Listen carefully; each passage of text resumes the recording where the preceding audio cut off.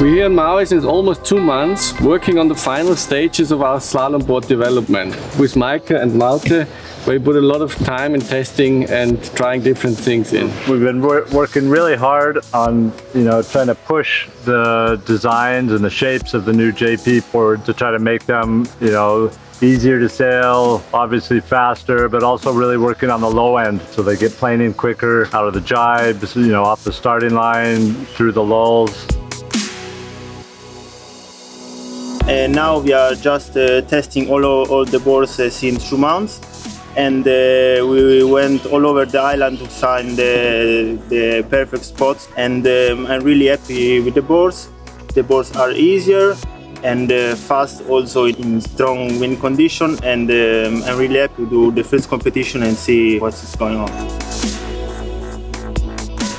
This year we concentrated on the key size in our slalom board range. We developed 2 big boards and 2 small boards and 1 medium size. The reason for that is in light winds and strong winds it's important that the lighter and heavier guys get their perfect board. The medium size is always a board they step up or step down, so both weight classes can use the same shape.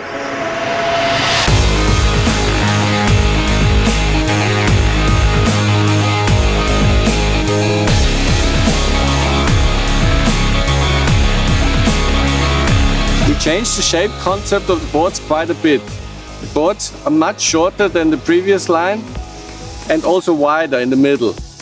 The reason for that is come up with a very long parallel outline in the midsection of the board to put as much planing surface into the shape as possible. Towards the tail we curve the outline a lot.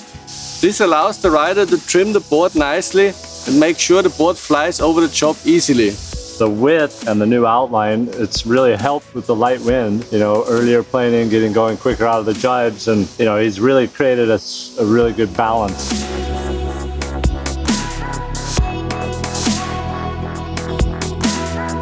We also introduced a recessed deck around the mast base area. It's a big advantage for top hat control because you just bring the rig lower to the water surface. Another advantage of that feature is that we can use a fuller rail by not increasing the volume of the board. Fuller rail helps when you're exiting the jibe. It's much easier to keep the board on the plane. Obviously the bottom shape is very critical on slalom boards to get maximum performance out of it. We're dealing with a lot of pressure from the fin and a lot of power from the rig. Therefore we're using multiple release points on the bottom. That means that we get rid of that enormous pressure under your feet on different sections of the board. So we have a big countout quite far forward and a smaller one at the back. We found out the cutout shape and the size is very critical, and I think we've really learned a lot about what the angles are and how it changes the pressure on the fin. And I think now we're coming up with what's going to be ideal for each board size.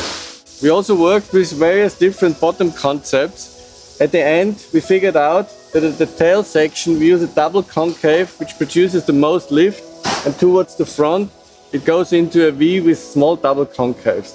The changes in the V flow on the bottom allow us to use a very flat, powerful center line in combination with a rather curvy rail line. This improves the jibing tremendously and also makes sure that we have good water release in all sections of the board.